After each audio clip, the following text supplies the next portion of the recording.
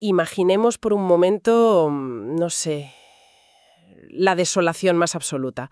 Un lugar donde la naturaleza literalmente ha bajado los brazos. Un secarral en toda regla, vamos. Exacto.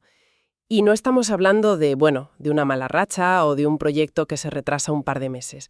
Hablo de un agotamiento total, un entorno donde ya no queda absolutamente nada a lo que aferrarse.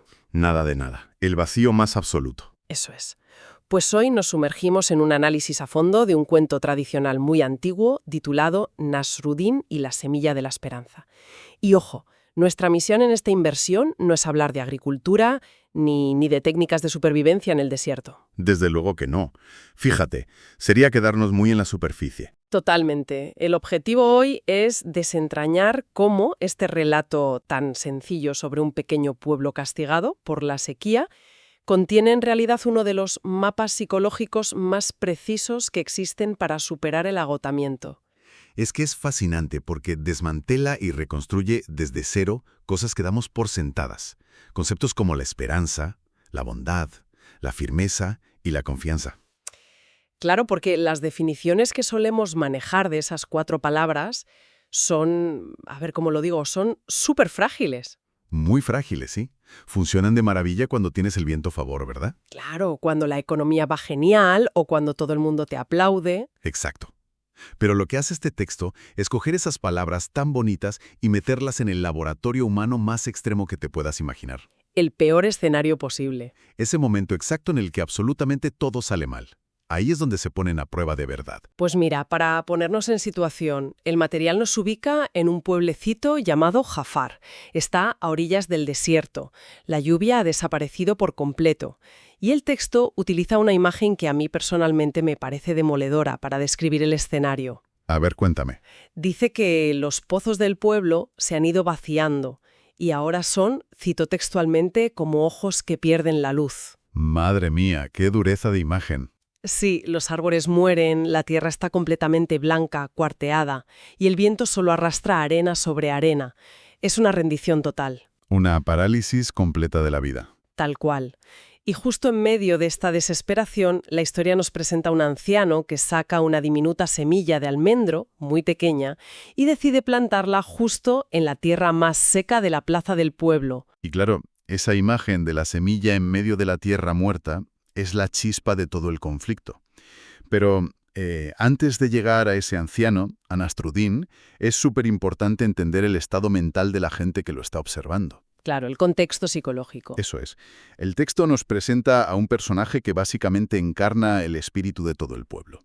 Es el herrero. Se llama Ibrahim. Ibrahim, sí. Pues Ibrahim está en su fragua, golpeando un yunque sobre el que no hay ningún metal incandescente. No hay fuego, no hay nada.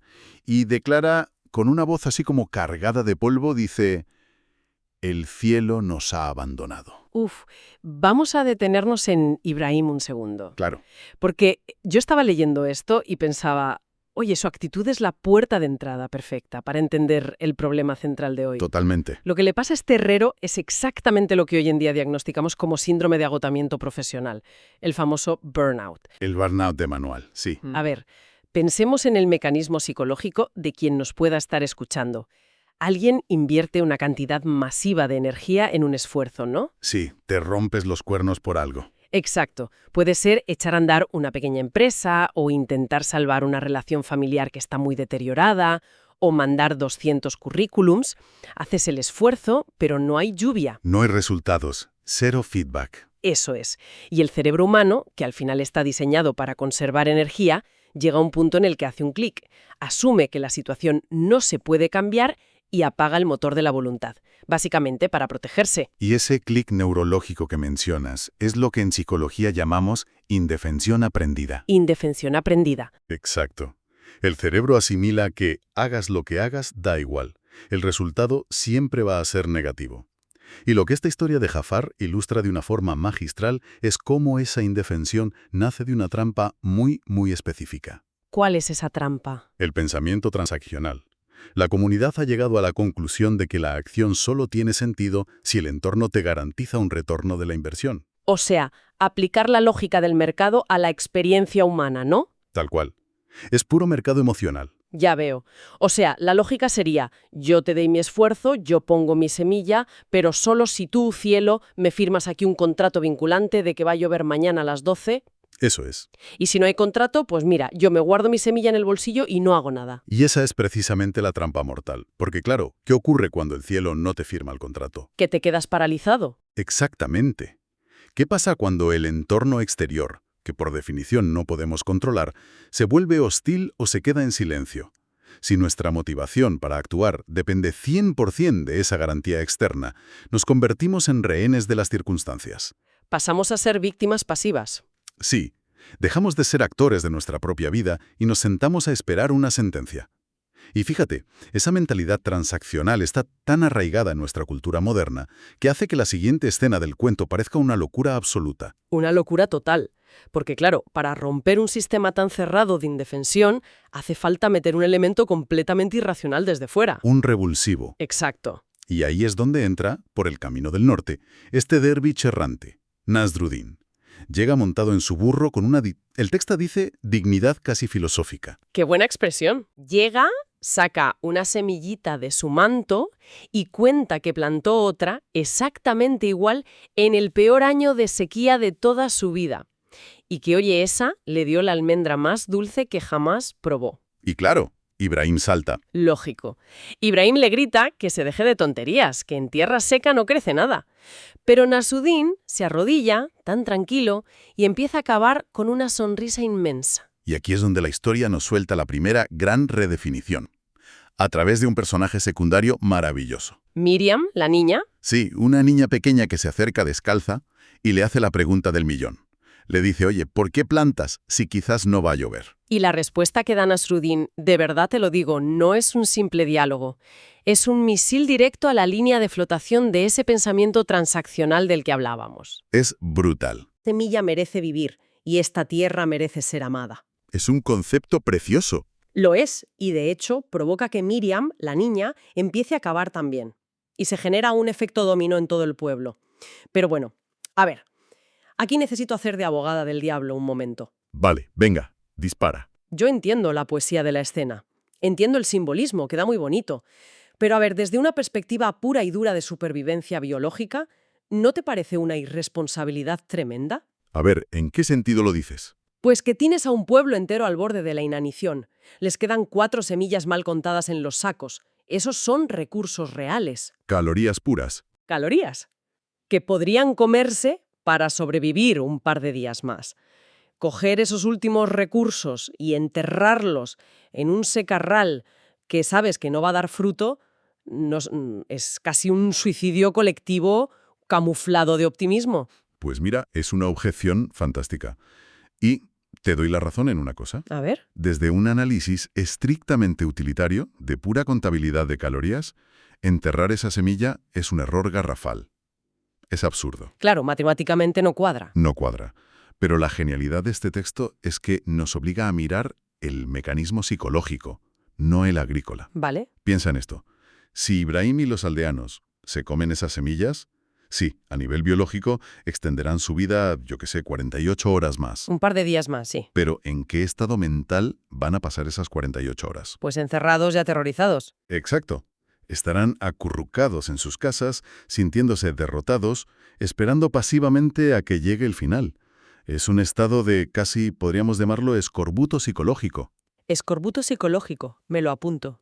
Entonces, lo que hace Nasruddin al decir que la bondad no es una apuesta, en realidad es ejecutar un hackeo cognitivo masivo. Un hackeo cognitivo. Oye, desempaca un poco eso. ¿Cómo funciona a nivel mental? Pues mira, al desvincular la acción del resultado final, Nasruddin está trasladando lo que en psicología llamamos el locus de control. Ah, el locus de control, claro. Eso es donde creemos que reside el poder sobre nuestras vidas. Antes de que llegara el anciano, el pueblo tenía un locus de control externo absoluto. O sea, el cielo tiene el poder, el cielo no da lluvia, nosotros no pintamos nada. Tal cual. Indefensión total. Pero al plantar la semilla, simplemente porque, como dice él, la tierra merece ser amada, la acción recupera su valor intrínseco. El poder vuelve a ellos. Exacto. Yo planto no para manipular o controlar al cielo, sino para ejercer mi propia agencia, para ser quien decido ser, a pesar de lo que haga el cielo. Vale, ahora lo entiendo mucho mejor. O sea, les devuelve la dignidad en el último momento. Ese es el punto. Transforma un momento de agonía superpasiva en un acto de rebelión activa. Al arrodillarse a plantar, básicamente les están diciendo a la sequía, oye, tú controlas el clima, pero yo controlo mis manos y mis valores. Y fíjate cómo eso choca de frente con nuestra idea moderna de la bondad. Ya te digo. Porque a menudo hacemos algo bueno esperando, no sé, el agradecimiento, el reconocimiento social o un karma positivo inmediato. Claro, un retorno de inversión otra vez. Exacto. Pero aquí, la bondad se define como un fin en sí mismo. Y ese es precisamente el primer gran pilar que el cuento redefine. La verdadera bondad, según este marco, te libera de la tiranía de la expectativa. Si haces el bien esperando un retorno, estás haciendo un negocio. No estás siendo bueno, estás negociando. Tal cual. Si lo haces porque la acción en sí misma te define, eres libre, independientemente de si nuevo llueve o no llueve. Eres libre, eso es. Pero ojo, porque es vital que esa liberación mental ocurra en ese instante, porque la historia se encarga de recordarnos muy rápido que el universo exterior no siempre responde a nuestras epifanías internas. Ya, la vida sigue siendo muy dura. Mucho. El texto es implacable con el paso del tiempo. Pasan 3 semanas enteras, 21 días. Se dice pronto, ¿eh? 22 días cavando. Y el cielo sigue siendo de un blanco cegador. Dice el relato, cito, las semillas dormían bajo tierra y algunos corazones comenzaban a dormirse también. Qué bonito y qué duro a la vez. Esta fase de la narrativa me parece fascinante porque ilustra a la perfección lo que en procesos de cambio se conoce como el Valle de la Decepción. Buf, el famoso valle. Ese es el cementerio donde mueren la inmensa mayoría de las buenas intenciones. Todos los nuevos proyectos, los propósitos de Año Nuevo, todo muere ahí. Totalmente. Porque, a ver, cuando empezamos cualquier esfuerzo significativo, el cerebro nos da un subidón de dopamina. Es la novedad, ¿no? La adrenalina del primer día. Exacto. El primer día en el gimnasio o cuando escribes la primera línea de código de un proyecto. Pero, claro, la dopamina está diseñada para recompensar a corto plazo. Claro, para el estímulo inmediato. Y cuando pasan 3 semanas de esfuerzo constante, picando piedra todos los malditos días, y el entorno no te devuelve absolutamente ninguna métrica de mejora, ni tienes un músculo más grande, ni un cliente nuevo, ni cae una gota de lluvia, El cerebro entra en pánico total. se siente estafado. Y ahí, justo ahí, es cuando llega la noche de la duda. En la historia, Ibrahim es devorado por el miedo, busca a Nasruddin en la oscuridad de la noche y le confiesa su terror. Lógico, está aterrado. Le dije, ¿y si fuimos unos tontos? ¿Y si solo hemos cansado nuestras manos para nada? Y observa muy bien la respuesta de Nasruddin, porque no actúa como el típico gurú motivacional barato de Internet. No le da palmaditas en la espalda, ¿verdad? Para nada. No le pone la mano en el hombro diciéndole, tranquilo Ibrahim, que he mirado el radar y mañana hay un 80% de probabilidad de precipitaciones. Claro, porque si hiciera eso, estaría metiendo a Ibrahim de cabeza otra vez en la trampa transaccional. Exactamente. Le estaría haciendo depender de una garantía futura. Entonces, ¿qué hace? Pues apela a la propia experiencia vital del herrero para redefinir el segundo gran concepto de esta historia, la firmeza. Oye, y la metáfora que usa ahí es brillante. Le pregunta a Ibrahim si la primera vez que metió un trozo de hierro deforme en el fuego abrasador de la fragua, sabía con certeza matemática que iba a lograr forjar algo hermoso. Y claro, Ibrahim tiene que ser honesto. Sí, recordando sus inicios, admite que no, que el fuego a veces arruina el metal por completo, pero que sabía que debía intentarlo de todas formas. Y ese es el núcleo de esta nueva definición. Porque fíjate, en nuestra cultura solemos confundir la firmeza con una especie de optimismo cabezota. De ser un testarudo, ¿no? Sí, creemos que ser firme es convencerse ciegamente de que vamos a ganar. Que el éxito está asegurado si trabajas lo suficientemente duro. El famoso si quieres puedes. Exacto. Pero Nasruddin le explica que eso es una pura ilusión. Le dice que la verdadera firmeza no es saber que el resultado será bueno. Es comprometerse con el esfuerzo, aunque el resultado sea incierto. ¡Wow! La firmeza es tu capacidad de sostener la integridad de tu acción en medio de ese valle de la decepción que mencionabas. Precisamente cuando no tienes ninguna prueba de que vaya a funcionar. Hay una frase en ese intercambio nocturno que yo de verdad la esculpiría en piedra.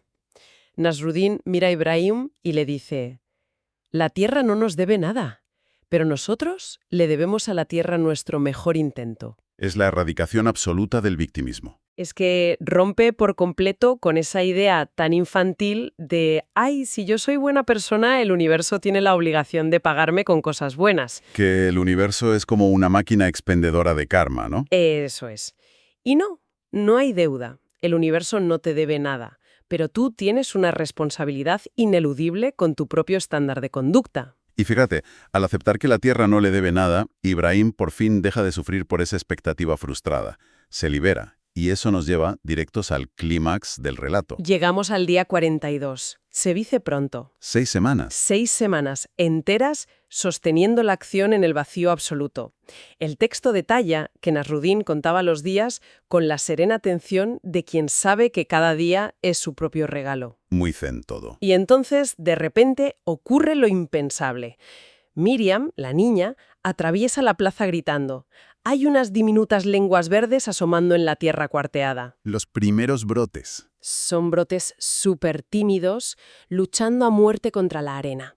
E Ibrahim cae de rodillas ante esos brotes, levanta la vista hacia el sabio, completamente asombrado, y le hace la pregunta que todos nos haríamos. ¿Cómo lo supiste? Exacto. ¿Cómo sabías que esto iba a funcionar? Y la respuesta de Nasruddin, que son solo 3 palabras, desmonta de nuevo todo el andamiaje lógico del herrero. Porque le responde, no lo supe. No lo supe. Me parece increíble. Es que Ibrahim, en su mentalidad orientada a la seguridad extrema, asume que este anciano poseía un conocimiento esotérico, un secreto oculto que justificaba tomar semejante riesgo. Porque para la mente asustada solo la certeza absoluta justifica mover un dedo. Así es. Pero Nasruddin confiesa que no tenía ni la más remota idea de si esa semilla iba a germinar.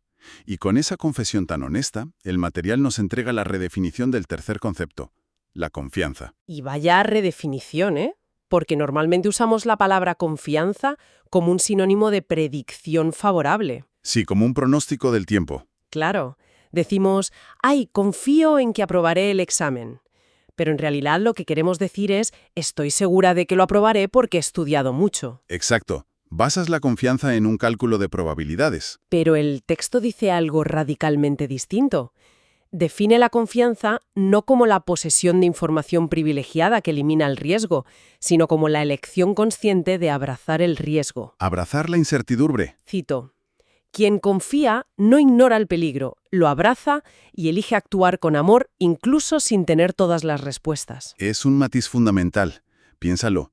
Si tienes todas las respuestas, si sabes con un 100% de seguridad cómo va a terminar una situación económica o una relación de pareja, entonces no necesitas confianza. Solo necesitas ejecutar unas instrucciones, claro.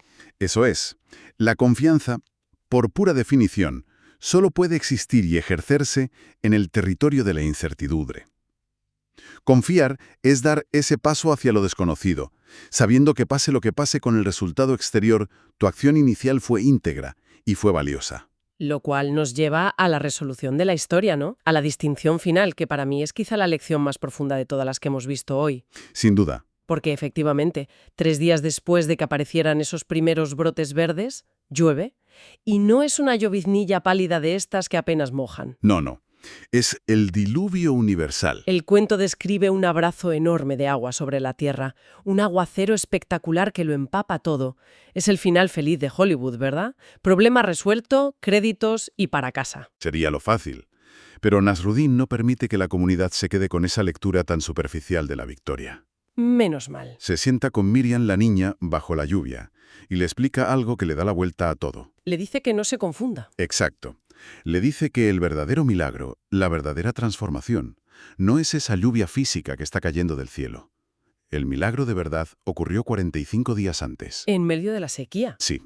Ocurrió en el momento exacto en el que Ibrahim, con las manos temblando de terror y la mente llena de dudas, hundió los dedos en la tierra seca y eligió plantar su semilla. Y ahí hace una separación magistral entre 2 tipos de fuerzas en la experiencia humana. Me pareció brutal.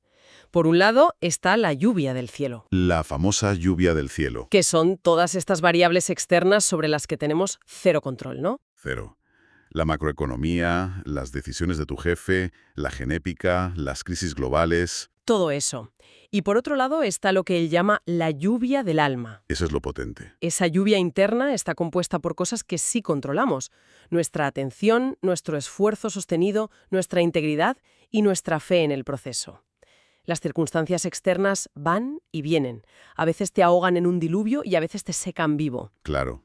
Pero, como le dice a Miriam, la lluvia de tu alma la llevas contigo a donde vayas. Fíjate que es una forma súper poderosa de anclar la resiliencia humana en algo inalienable, algo que nadie te puede quitar. Es como un escudo psicológico. Sí, porque si tu estabilidad depende exclusivamente de la lluvia del cielo, vas a vivir en un estado crónico de ansiedad, mirando siempre hacia arriba, aterrorizado por si viene sequía o viene inundación. Viviendo a merced del viento. Tal cual. Pero si tu enfoque se desplaza hacia cultivar la lluvia de tu alma, hacia asegurarte de que tus acciones están alineadas con la bondad y con esa firmeza, independientemente del clima que haga fuera, te vuelves psicológicamente antifrágil. Antifrágil, qué buena palabra. Te vuelves invencible en cierto modo. Y esto queda patente en el epílogo del cuento, ¿no? El epílogo es muy revelador. Nos cuenta que muchos años después, Jafar es un pueblo floreciente. Gente de otras regiones viaja hasta allí y se maravillan de sus campos y de la vitalidad que tiene la comunidad. ¿Son el modelo a seguir? Exacto. Y se acercan a Ibrahim, que por cierto, ya no es aquel herrero cínico y consumido por el agotamiento de antes. Ya es un sabio por derecho propio. Sí. Y le preguntan cuál es el secreto de su éxito. Se piensan que han descubierto alguna técnica de riego avanzada o algo así. Y la respuesta de Ibrahim resume a la perfección toda esta travesía psicológica que hemos estado analizando. Responde con una sola frase. Dice, plantamos cuando teníamos miedo. Eso fue todo. Plantamos cuando teníamos miedo. A mí me parece la esencia de todo el relato. Fíjate que no dice plantamos porque sabíamos al 100% que iba a llover. No. Ni tampoco dice plantamos un martes que nos sentimos súper motivados e inspirados por un vídeo de YouTube. ¿Qué va? Dice que actuaron en presencia del terror.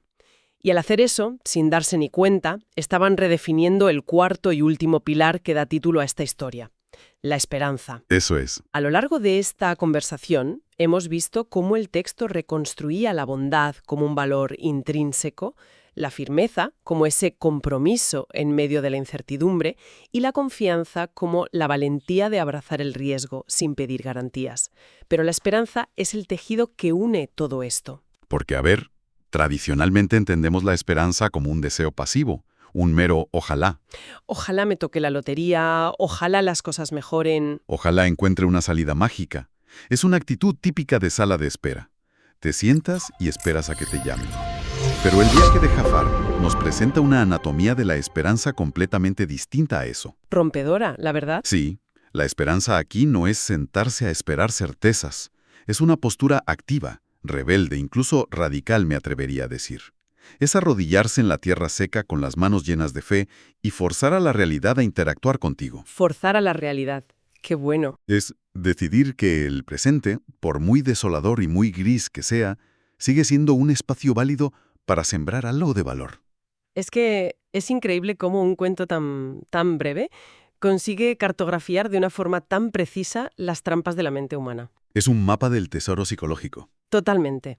A menudo, cuando nos sentimos estancados, cuando parece que los pozos de nuestra propia energía se han quedado sin luz, como decía al principio, caemos en esa misma falacia del herrero. En la trampa de Ibrahim. Buscamos compulsivamente en el horizonte alguna señal externa que nos garantice que de verdad vale la pena seguir intentándolo. Queremos el radar del tiempo. Eso. Nos decimos, ay, si supiera que este proyecto va a tener éxito, te juro que le dedicaría todo mi esfuerzo. O, si supiera que esta conversación tan difícil va a arreglar mi relación, me atrevería a tenerla hoy mismo. Y claro, al exigir esa certeza previa, nos condenamos nosotros solos a la parálisis. El cuento actúa como un antídoto potentísimo contra esa parálisis por análisis. Exactamente. Nos enseña, creo yo, que la vitalidad no se recupera obteniendo garantías del universo, sino renunciando a la necesidad de tenerlas. Renunciar al contrato, claro. Eso es. Al abandonar de una vez ese pensamiento transaccional, liberamos una cantidad inmensa de energía psicológica que antes estábamos desperdiciando. ¿En qué? En intentar predecir o controlar lo incontrolable. en mirar el cielo todo el rato. Exacto. Y esa energía de repente vuelve a nosotros. Y podemos usarla en la única área donde somos realmente soberanos, nuestra conducta presente. Pues mira, para ir cerrando este viaje de hoy, quiero traer a la mesa la última reflexión que el propio Nasruddin deja flotando en el aire antes de marcharse de Jafar. ¿Así? La frase del final. Porque encapsula a la perfección este desapego del resultado inmediato del que hablábamos. El anciano dice: el sabio planta árboles bajo cuya sombra sabe que nunca se sentará. Es la expresión máxima de una acción liberada de la transacción, desde luego. Es bellísima. Y creo que nos deja a todos con una pregunta ineludible. Una de esas preguntas que te resuenan mucho más allá de la arena y el viento de aquel pueblo imaginario. Es el desafío definitivo que nos plantea a todos los que hemos prestado atención hoy. Sí, porque si hemos desempacado que el verdadero valor de nuestras acciones no reside en esa lluvia inmediata ni en el éxito garantizado a corto plazo. Sino en la acción misma. Exacto. Entonces la pregunta para quien nos escucha hoy es: ¿qué tierra seca en tu vida estás evitando cultivar, simplemente porque el entorno no te ofrece un contrato de seguridad? Esa es la clave. ¿Cuántas conversaciones importantes, cuántos proyectos o actos de pura generosidad estamos reteniendo en nuestros bolsillos, completamente paralizados por el miedo a que no sirvan para nada? Por miedo a gastar la semilla, claro. Tal vez el secreto para salir de nuestros propios desiertos personales no sea ni mucho menos aprender a predecir el clima. No. Tal vez sea tener el coraje de arrodillarnos en el polvo, abrir la mano y sencillamente empezar a plantar a pesar del miedo. Al final del día estoy segura de que ese es el único milagro sobre el que realmente tenemos control.